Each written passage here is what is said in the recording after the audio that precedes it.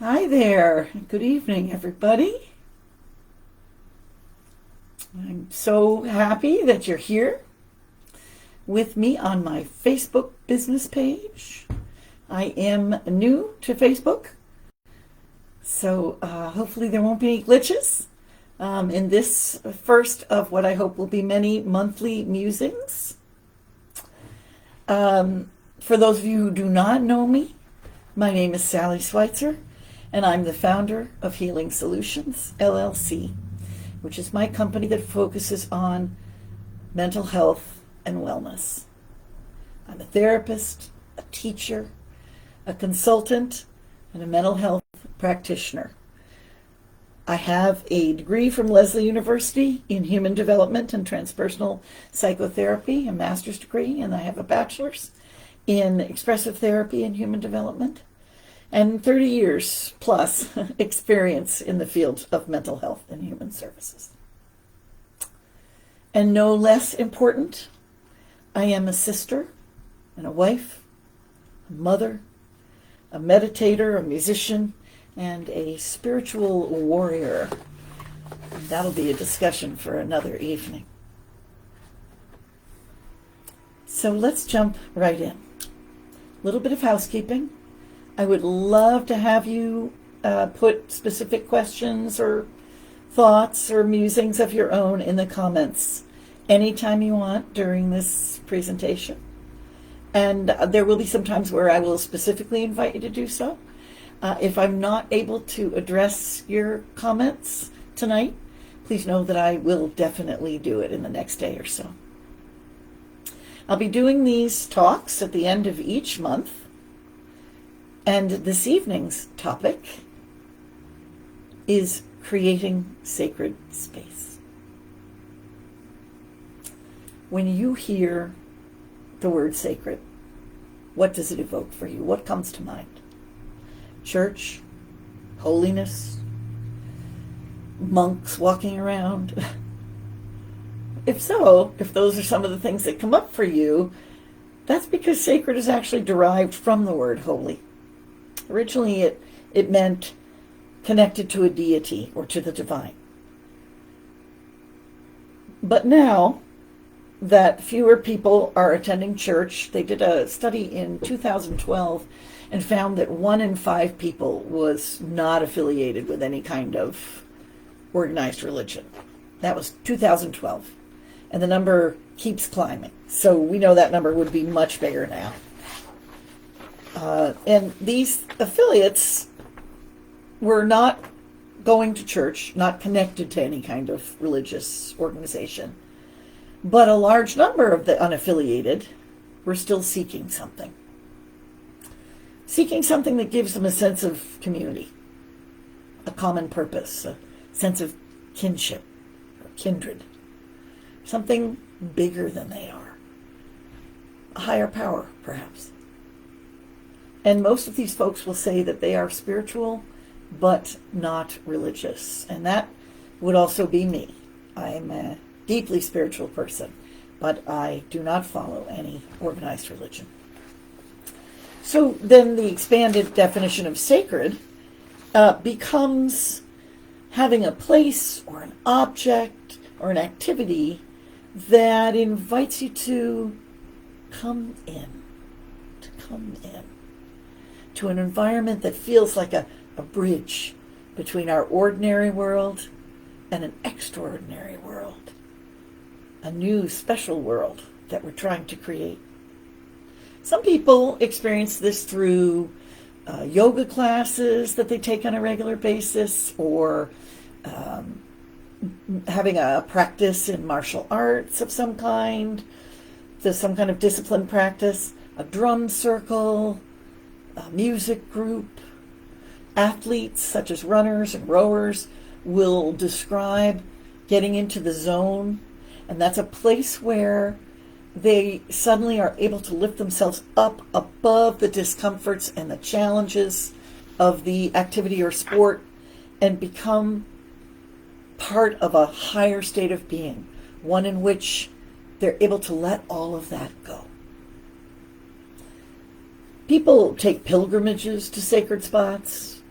by the hundreds of thousands every year. Machu Picchu, Stonehenge, and a whole host of others. People are seeking. For an increasing number of people, spiritual practice itself is what creates sacred space, and we'll talk some about that tonight. So let's explore how you would find a sacred space for yourself. Think about where you feel the happiest.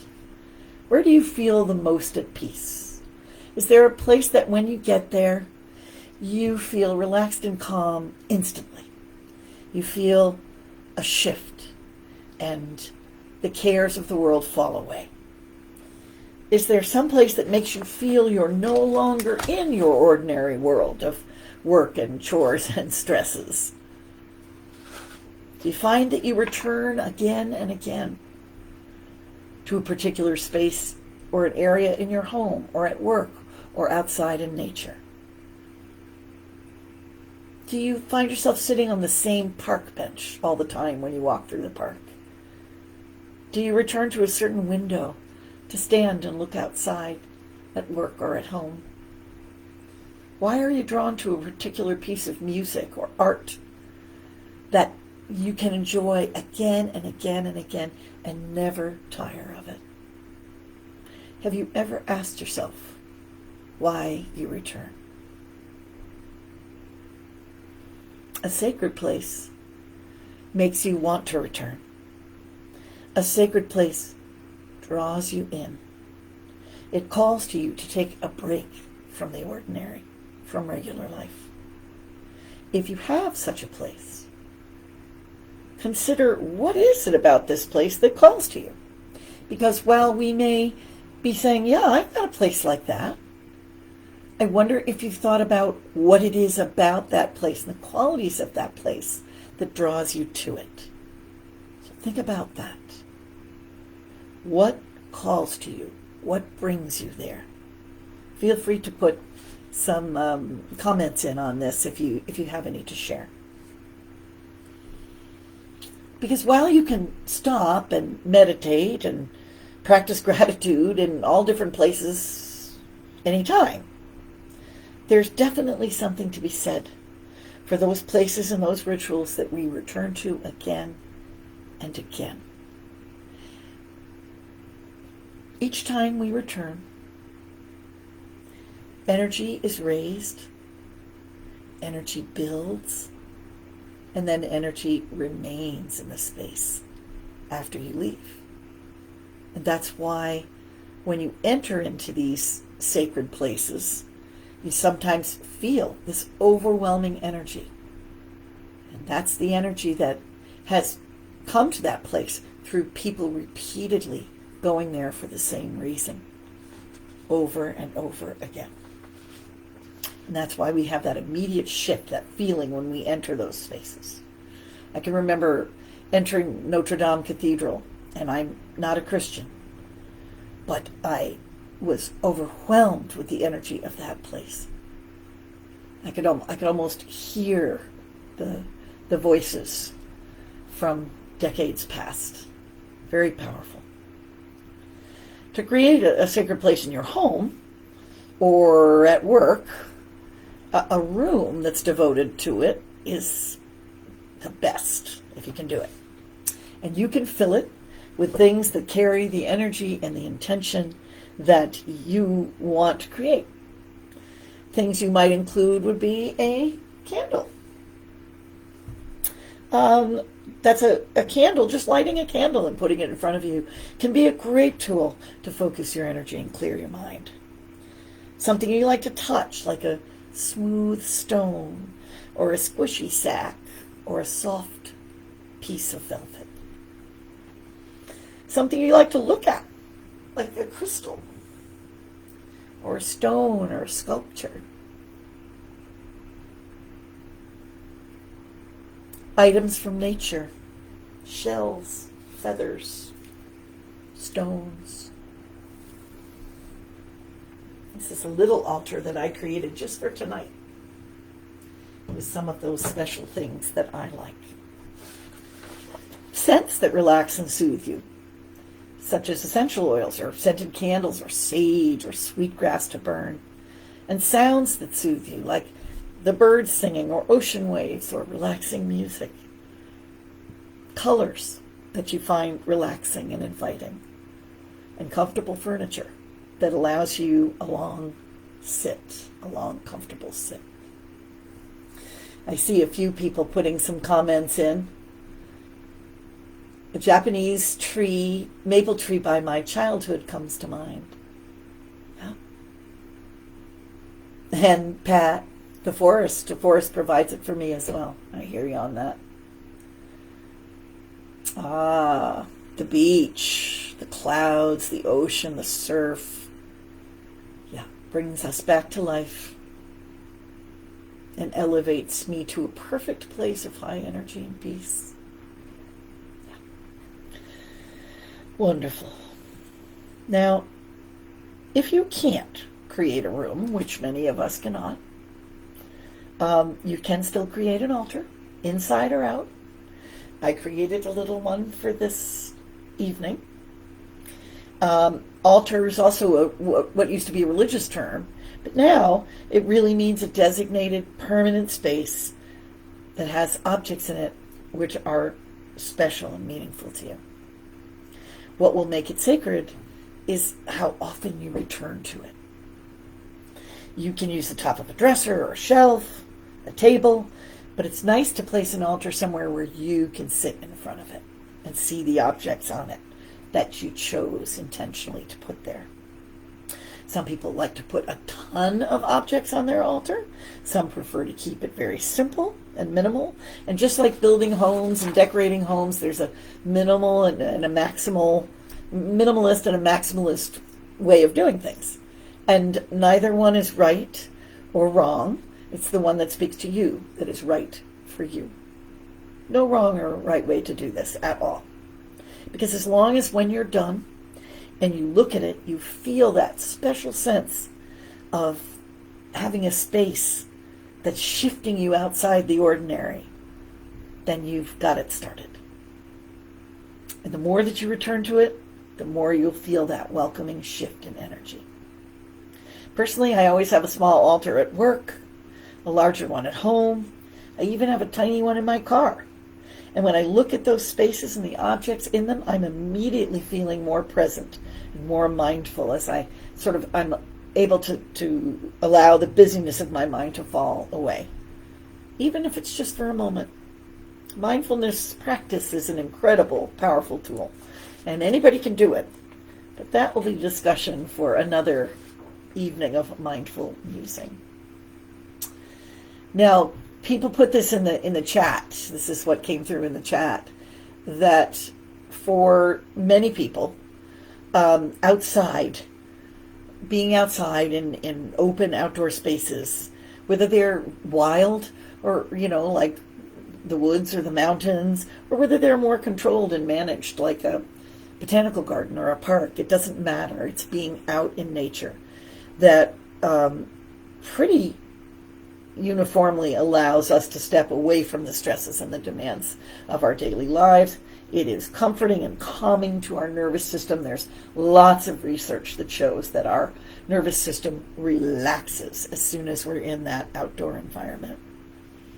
And I also believe it encourages us to be more present, because there's so much to see and smell and hear when you're in these outdoor spaces such as you guys have described.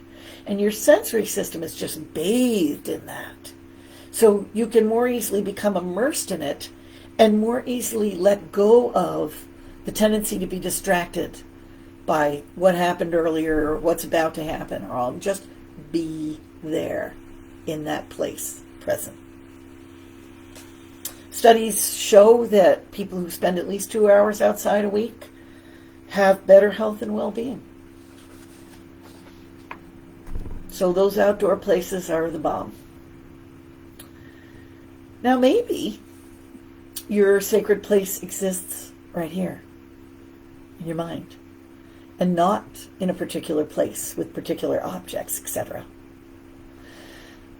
A lot of what we're discussing tonight is kind of a third world issue, really. How blessed are we? How blessed are we to be able to talk about this, to be able to access those places when so many of our brothers and sisters across the world cannot. I do invite you, though, to consider the stories of people in horrendous situations who somehow find grace and gratitude and a sense of the sacred. Somebody like Anne Frank, the folks in Ukraine. You hear these stories all the time, and it seems like a miracle that they could do it. But that's because they've created the space in their mind. So whatever it is that calms and soothes you, you'll know it's sacred when you find yourself going back again and again and again. Raising and building that energy and giving you that special, elevated, altered feeling that a sacred place gives. There are so many possibilities, and endless others that I'm sure I haven't thought of. Anybody else that wants to add into the comments, just loving seeing your thoughts and ideas. Now, for me, the shape of an arc, this shape, has always been very special, a magical, special shape for me. And when I was a little girl, I can remember seeing a sapling. This is often when you'll see the arc in the woods. It's a sapling that's bent way over. And it looked like a big doorway. So I went through it. And when I got to the other side, I was convinced that I was in a magical realm with fairies and little people. And that's the magical thinking of a child. Although I must say I haven't totally rejected it in my adult life. And I remember that, and it stayed with me, and that shape became kind of a beacon for me in my life all the way until the present.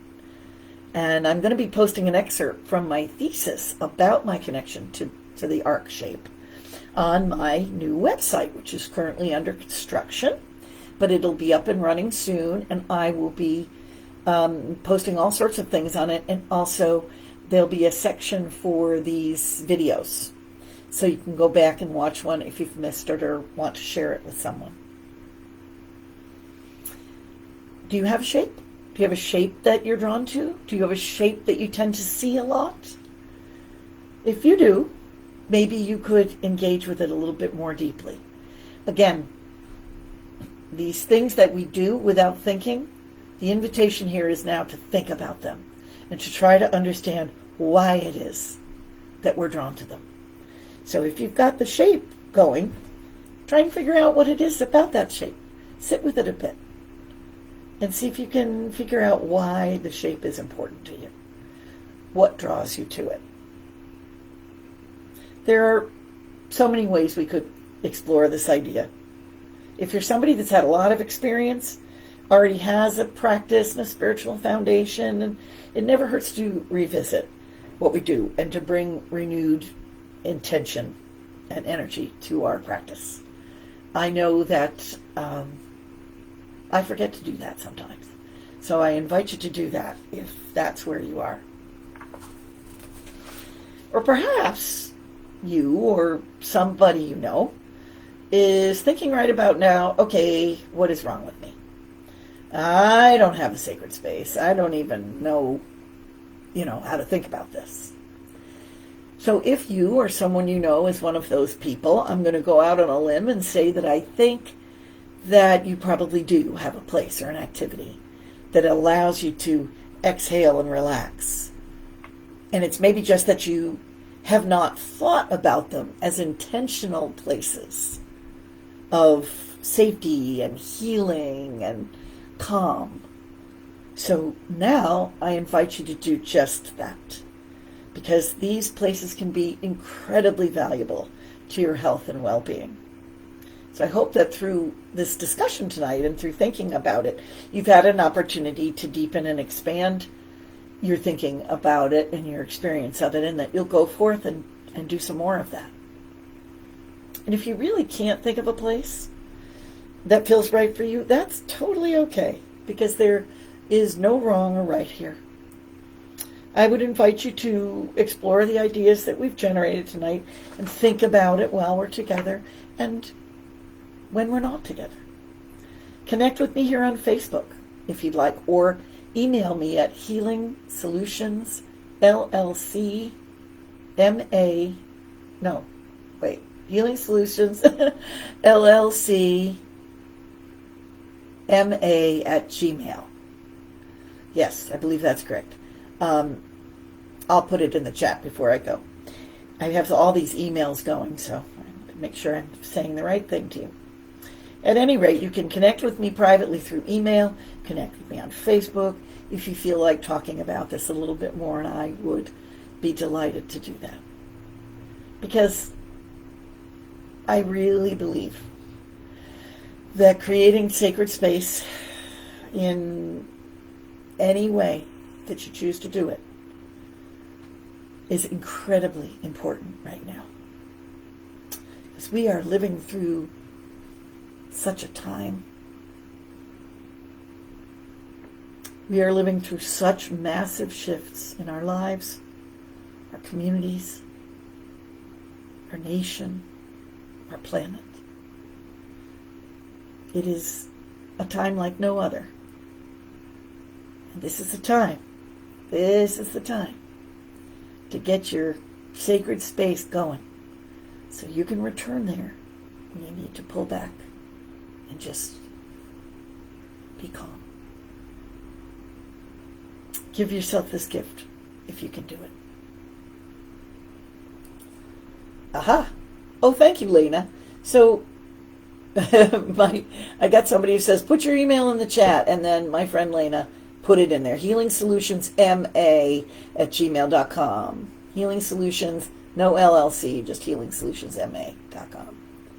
Thank you. Thank you.